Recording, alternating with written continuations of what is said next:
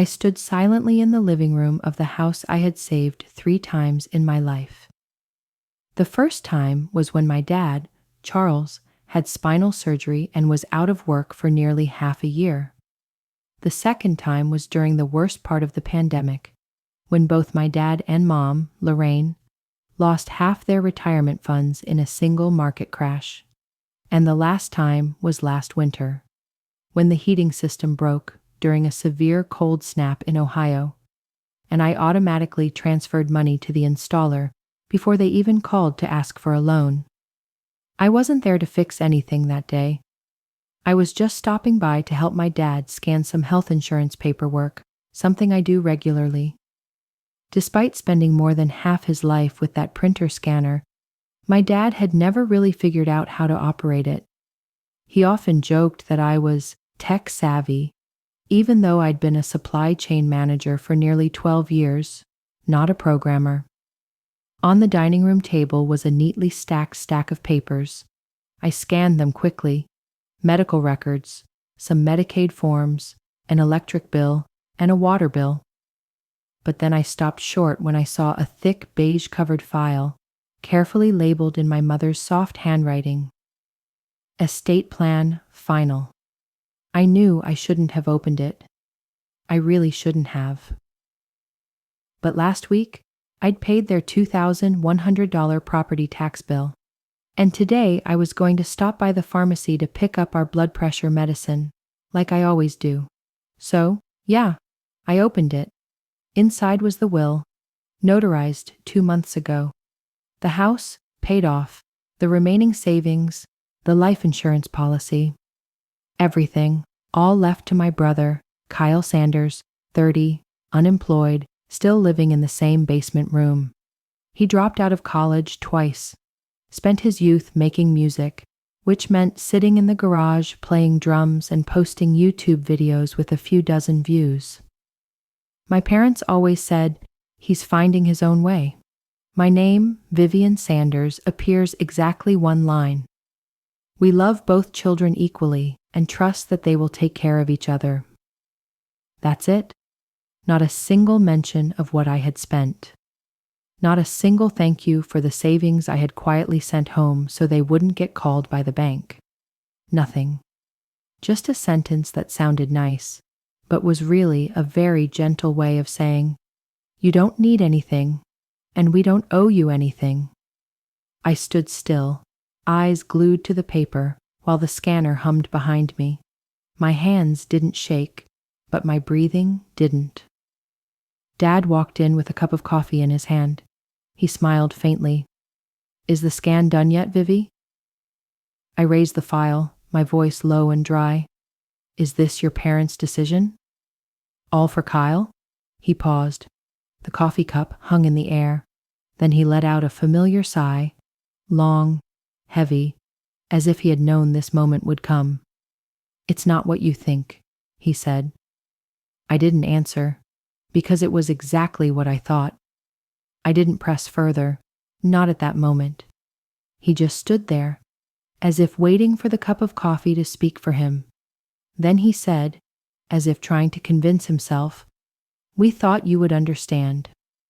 You're doing fine, Vivian. You've always been fine. That saying, I have heard it for years, and I know well what it means. Don't ask for anything more. I left the file on the table. Then I walked out. The porch swing squeaked as I sat down. I'd replaced it 2 summers ago.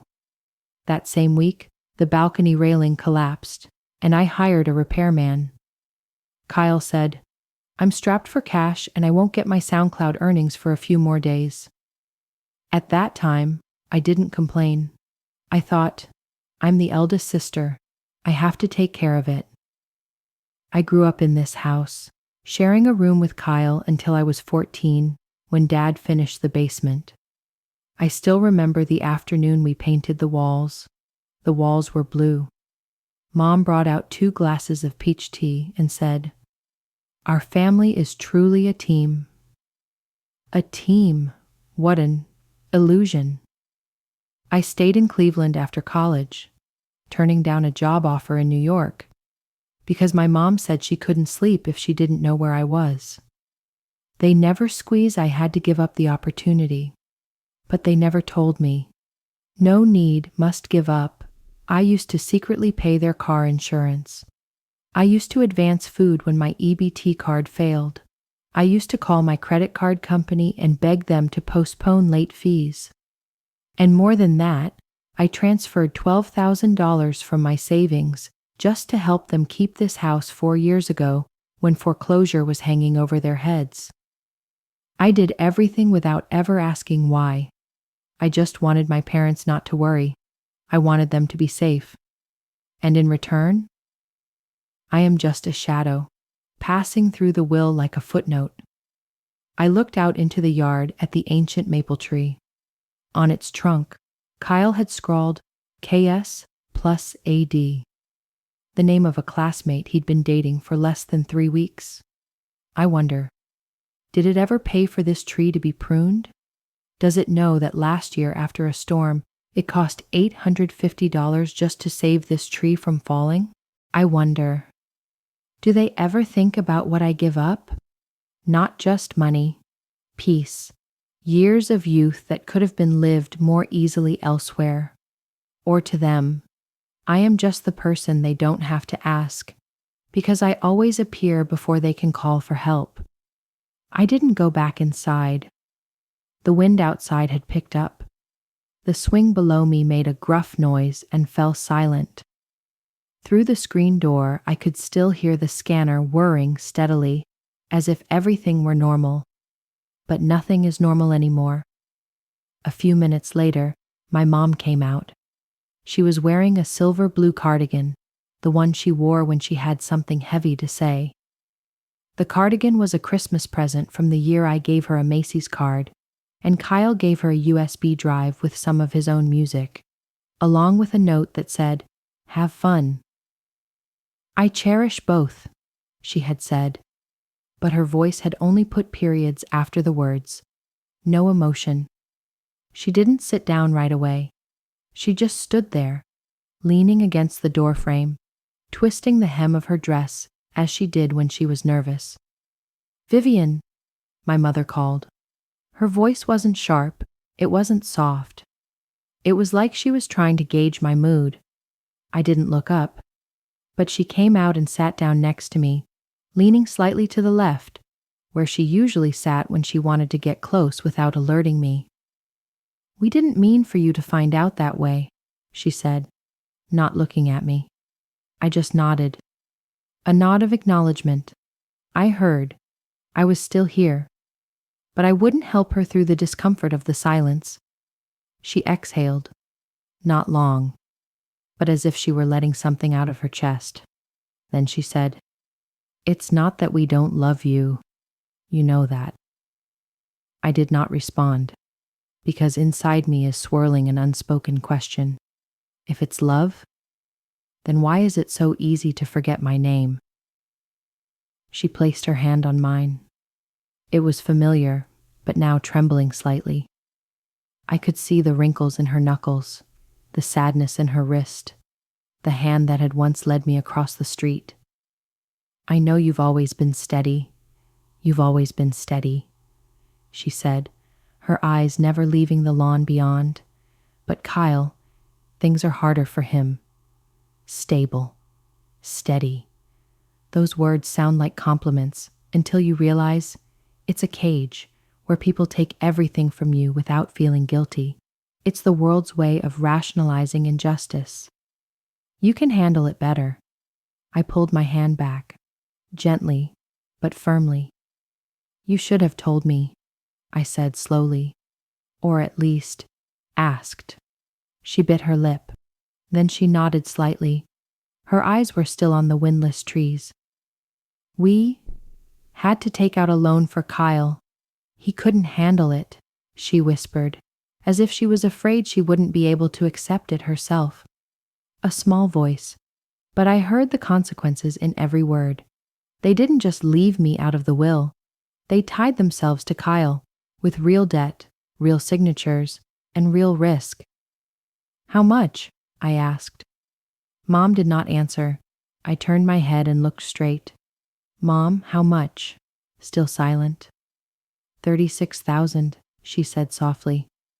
I stood up.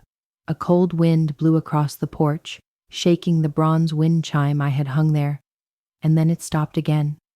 I looked down at her, not angry, but I felt a weariness piercing my chest. We didn't choose Kyle because he needed help, I said, my voice even. My parents chose him because they owed him too much to go back. She raised her head, eyes wide, as if someone had just revealed something she dared not admit, even to herself. But I don't need excuses. I don't wait for anyone to save me. I just didn't know that the price of being considered stable was being forgotten. I didn't text. I didn't call back. I didn't write an explanation. I just stopped. As simple as stopping the last drop of water from dripping onto a dead tree. That week, I canceled my parents' automatic gas and utility payments. I deleted my monthly medication reminders. I took down my weekly Friday grocery delivery, which I'd been paying for with my personal card for almost a year. No dramatic push. No I'm done statements. Just a silence slowly spreading, where I used to be. I thought they would recognize it right away. But a week passed. Nothing. Not a call. Not a text. By the second week, the first text message came from Dad. The water bill increased suddenly this month. Can you check your account for me? I did not answer. Then to Mother, there's no more whole wheat bread I used to order. Kyle forgot. I set it to unread. No more emotions, just emptiness. They still don't panic. Probably think I'm busy, tired, irritated with work. Maybe they believe I need some time, or more simply, they believe I will come back. Like always, the third week the tone changed. Mom sent a short message, no greeting. The mortgage is due soon. Can I send it like usual? No questions, no probes, just a line, a number, a request. I read it over and over again. Then press type. Ask Kyle. That house is his. I hit send. No response. 5 minutes later, she called. I let it ring. Next message. Don't be like that. We need to talk. But I know. We have nothing more to say. They chose. I'm just living the way that choice deserves. That evening, Kyle also texted, Vivi, don't overdo it. You know, help them like before. Same as before. As if my helping was a mechanical act, a default function. As if I was a family support system running in the background. No thanks needed. I texted back, you are the one they chose, Kyle, so live like it. No response. The next morning, I woke up to a Zelle transfer request, $3,200. No message, no note, just a number. I pressed decline. A minute later, the phone rang, then again, and then a text message. If you don't help, we might lose our house.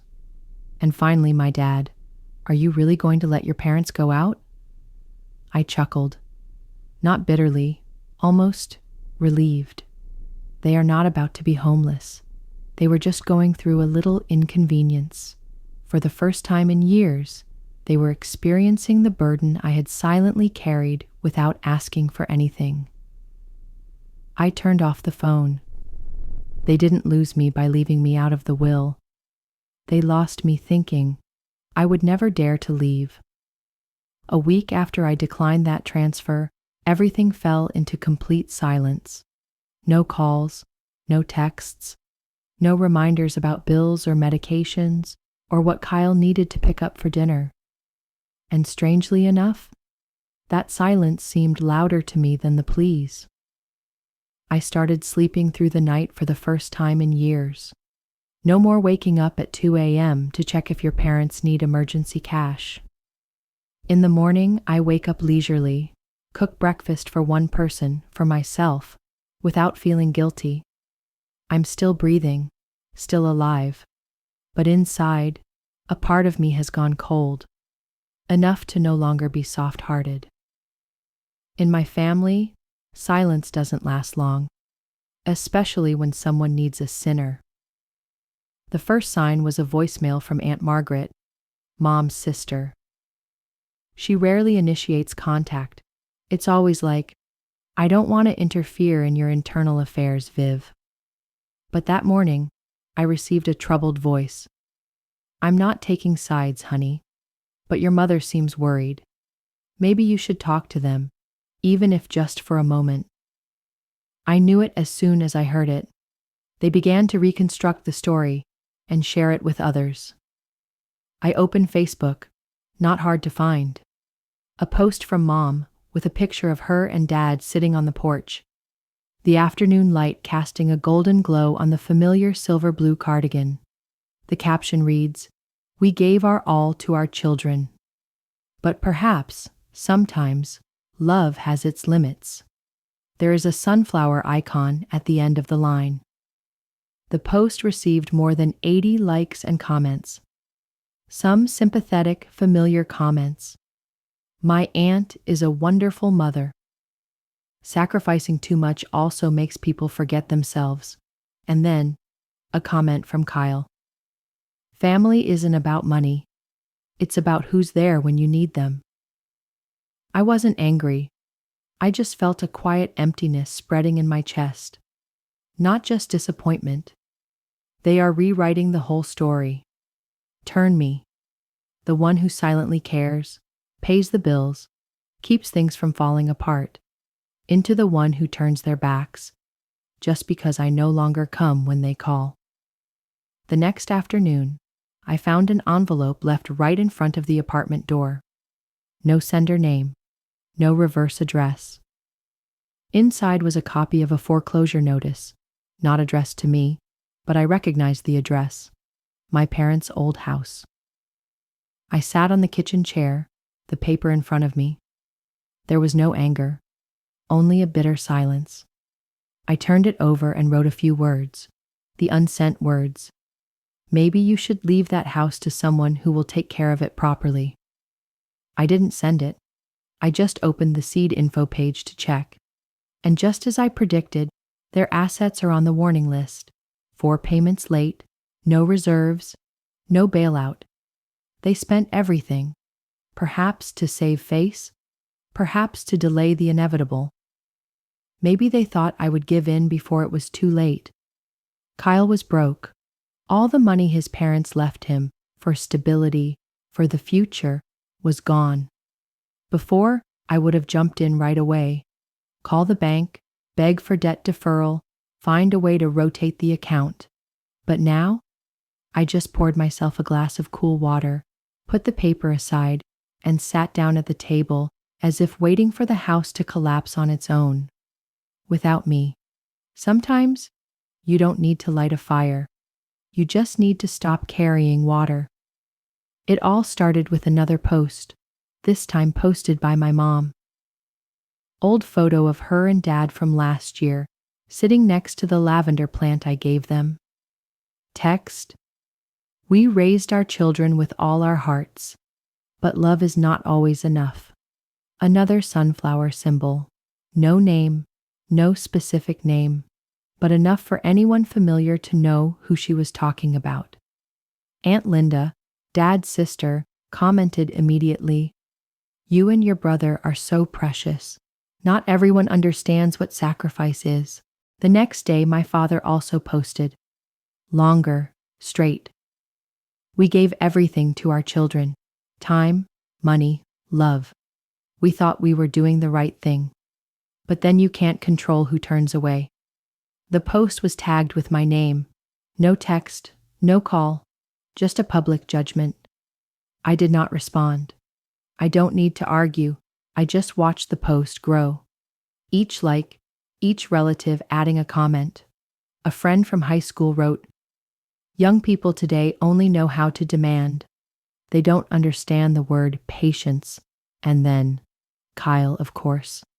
He shared his dad's post, adding his own caption. I would do anything to protect my parents.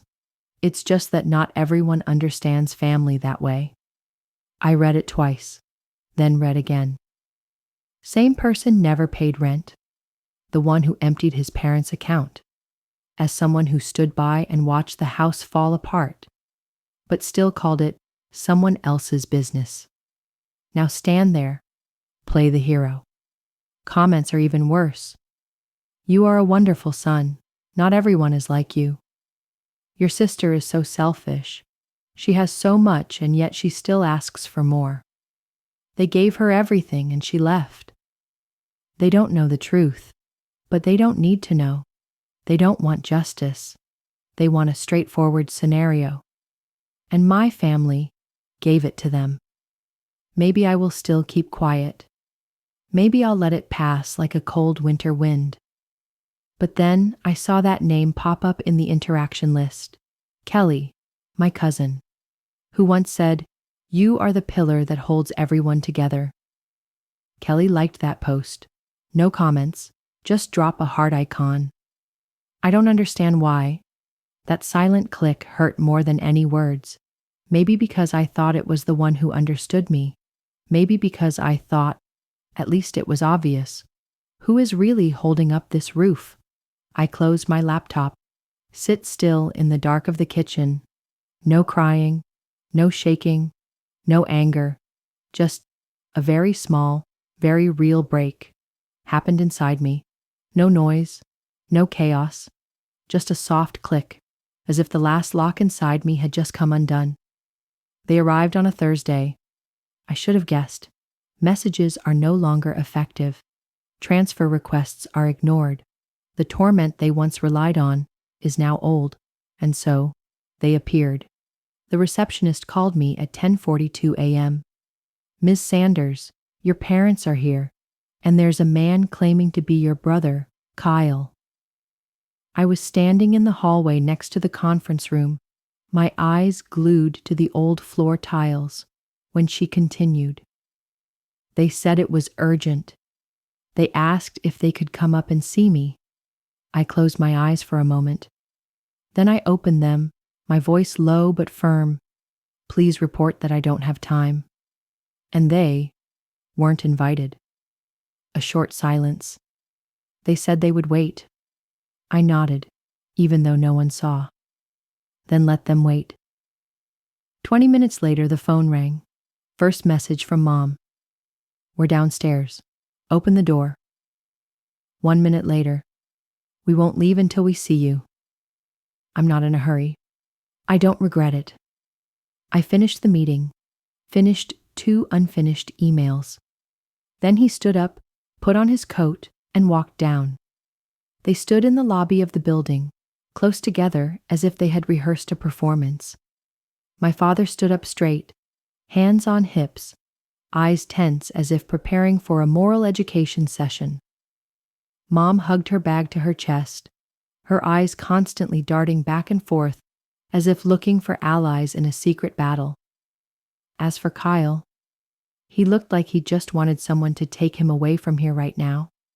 They turned their heads as I stepped out of the elevator. No one spoke first.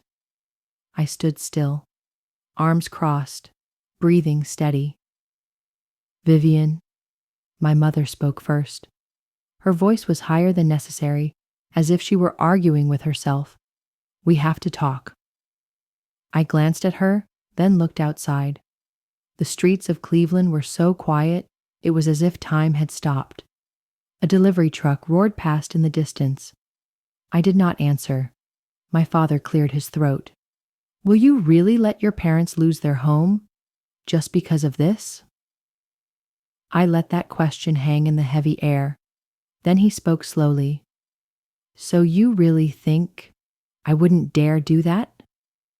He opened his mouth, seeming to say something, but I interrupted. "My parents have excluded me from everything. Leave everything to Kyle. And now, here I come asking for the same things I've been quietly doing all these years, without ever asking for them." No one answered. My mother took a step back, then stepped forward. Her voice softened as if she were pleading. We thought you would understand. You've always been strong. I nodded slightly.